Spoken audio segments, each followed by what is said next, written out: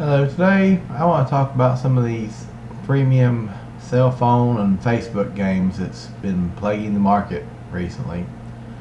Chances are, if you have a cell phone or if you use Facebook or probably any version of social media, you've come across a freemium title. I'm not going to call any particular game or company out in this, but I think they all pretty well they follow the same guidelines. They get you started off. You build your base. Let me, it might be a semi-fun game, and next thing you know, within a few days, okay, I'm gonna do an upgrade to my base. It's going, how long does it take you? Oh, okay, well, 12 hours. Okay, well, whatever. So you wait your 12 hours. Next day, you wake up and your base has been upgraded. You do a few things. Of course, it's always spamming you. Of course, they got a great deal going on now. Instead of spending $99 to get 2,000 gems or whatever it is you're wanting to get, you can spend 2,000 or I don't know. It's half cost or whatever. Who cares? And I ain't gonna pay for it. So you're like, whatever. So you go back to playing the game, and next thing you know, okay, you play it another day or two, and you upgrade your city or your fortress, depending on what game you're playing. And then next thing you know, it's going to be, you pop up some message, it's going to be 15 days to upgrade your town hall. Or you can spend 1,000 gems or dollars or whatever, which usually equals out to being about 20 to 30 bucks to do it instantly.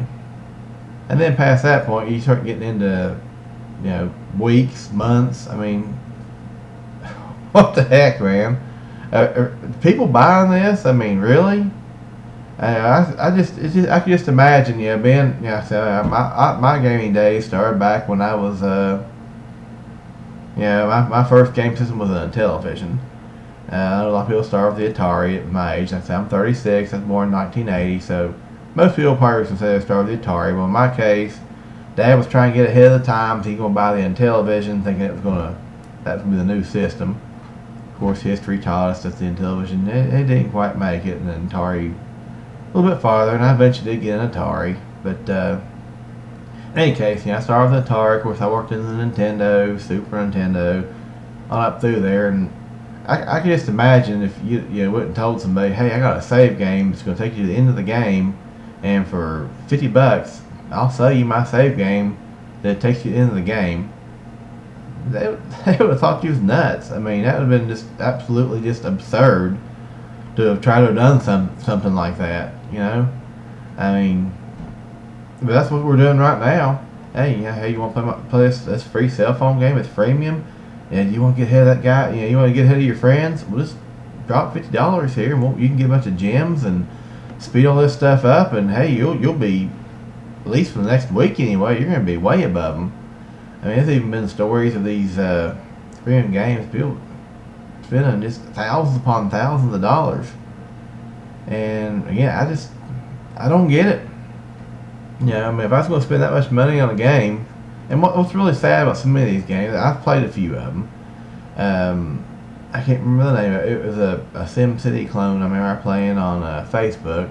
I never actually invested money into it, but I recall it went on for about a year or two, and I'd log in every other day. You might go in there and click a few buttons, and not much you could actually do, obviously, because again, I was not willing to put money forth to play this game. I think the only reason I played it, I had some family members that liked playing it, and I think you could send things to them, and they sent things to you. But I remember there before it, there after a couple of years, it ran. They came up and said, "Hey, we're shutting the game down. Anybody that spent money on this game, spend your money now. It's gonna be gone." That made me think. I mean, how many people may have spent hundreds of dollars in this game, and what do they have to show for it now? It's completely gone. I mean, I have a classic game collection. You can't really tell it from here, and I'm like anybody else, I've probably spent a fortune on Steam. I mean, anybody that's on Steam, we all can agree we've probably got I've got a ton of titles on Steam. Just games I've picked up. $1 here, a couple dollars there, humble bundles. Half of them not even been installed. And I also got shelves full of Nintendo. I got Atari. I mean, I probably got just surrounding me here where you can't see on camera here. I probably got over 500 games. You go anywhere from the Atari to the Intellivision, Sega Genesis, Super Nintendo, regular Nintendo, on up. But at least these are outdated games. I'm aware of that. But I have physical copies. I mean, I reach over here. I have this. You see? A physical copy. This is mine. If I want to resell it, I can resell it. If I want to go back there and put it in my Sega 32X, I can put it in my Sega 32X. I can play this game. I paid $20 some dollars for it. It came in the box. Now, let's find somebody on The Sims Online that spent $200 on that game. What can you do right now? What are you gonna do with it? Can you play it? Play it for me. Oh, you can't. Because they shut the servers down. Hey, sorry, we're not making enough money. We're going on to a new project. And sorry, we're gonna give you all a month and a half to go ahead and spend all that money you've put up front, so you can go out and buy all your fancy, make your house look a little bit fancy before we take it away from you and completely shut it down. I mean, that just seems dirty to me. I mean, does it cost that much money to even just keep this thing running? I mean, I understand they're not going to be doing new updates to it, but how much does it actually cost to keep it open?